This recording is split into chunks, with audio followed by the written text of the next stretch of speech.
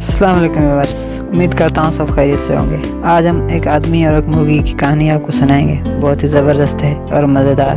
تو آپ میرے چینل پر نیو ہیں تو میرے چینل کو سبسکرائب کریں اور بیل آئیکن کو پریس کریں۔ تو چلتے ہیں اسٹوری کی طرف۔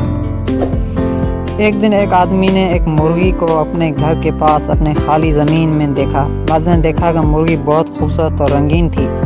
اس نے فیصلہ کیا کہ وہ اس مرغی کو اپنے گھر میں رکھے گا۔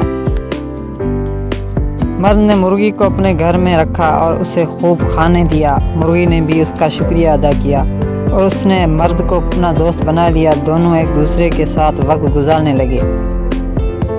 ایک دن آدمی اپنے دوست مرغی کے پاس آیا اور دیکھا کہ اس نے ایک خواب دیکھا۔ مرغی نے بتایا کہ خواب میں وہ اچانک ایک ہرن دیکھی اور وہ اس کا پیچھا کرنے لگی۔ آدمی نے سمجھا کہ خواب میں دیکھے ہوئے ہرن اسے اپنے مقصد تک پہنچنے میں مدد کرتے ہیں۔